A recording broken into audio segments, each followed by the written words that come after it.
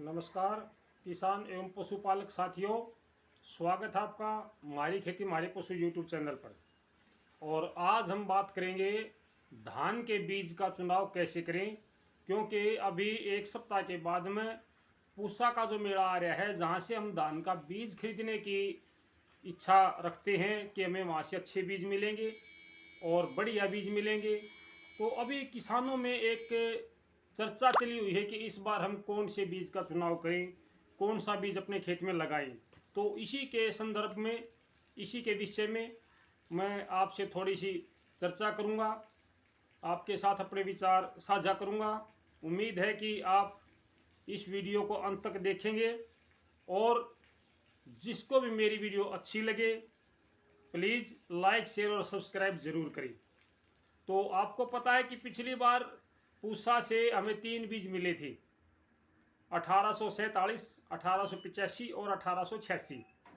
तीनों बीज बढ़िया थे। कुछ किसान भाइयों ने एक शिकायत कही, वो मेरे पास भी आई शिकायत, कि जो 1847 बीज था वो 1509 और 1692 के मुकाबले 100, 150, 200 रुपये कम बिका है। इस बात से मैं सहमत हूँ और इस बारे में मैंने पूसा के ज्वाइंट डायरेक्टर से बात की थी कि इसका क्या मामला है, ये रेट इतना कम कैसे रह गया। तो उन्होंने एक बात साफ बोल दी कि जो नई वैरायटी होती है उसको सेलर खरीदने में थोड़ा सा कोताही बरतते हैं, उस पर एकदम से विश्वास नहीं होता है।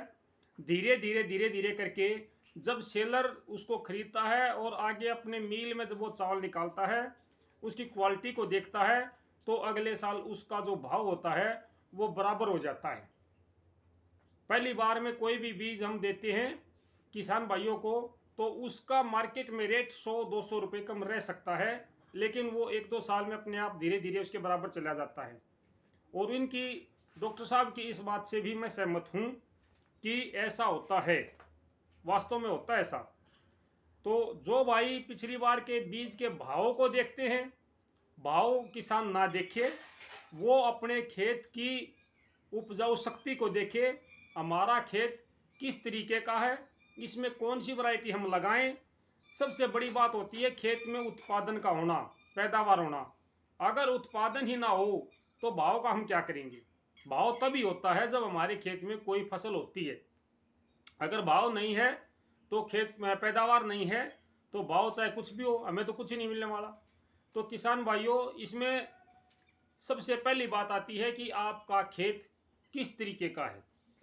उदाहरण के तौर पर अगर आपके खेत में अक्टूबर में या नवंबर से पहले कहूँगा मैं, सितंबर के लास्ट से शुरू कर दो और नवंबर के फर्स्ट तक अगर आपके खेत में उकासा आता है, जीरी में उकासा बनता है, तो उस ज़मीन में अक्सारियापन है, कड़वापन है। ऐसी ज़मीनों में अर्ली वैरायटी यानी कि 1509, 1692, 1847 बीज ही लगाएं। अगर आपकी मिट्टी बढ़िया है, दोमट है, उपजाऊ है, उसमें कोई भी उकासा वाली समस्या नहीं है, तो आप 1885-86 जो आपका मन करे वो लगा सकते हैं। इसके लिए किसान भाई अभी से अपनी तैयारी शुरू कर दें, क्योंकि पूसा मेले के दौरान जो बीज मिलेंगे, पहले ही हमें ये बात सेलेक्ट करनी पड़ेगी, उसका चुनाव करना पड़ेगा कि हम इस बार कौन सा बीज लगाएं।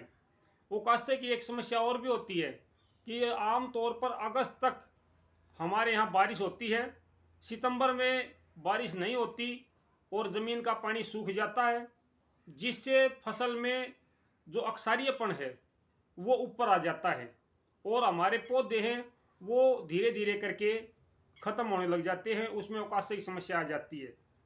और कई फसलों में फंगस की वजह से भी ऐसा होता है। तो इसके लिए केवल बीज को ही दोषी नहीं माना जा सकता कि वे जो उकासे की समस्या है वो बीज की वजह से आती है।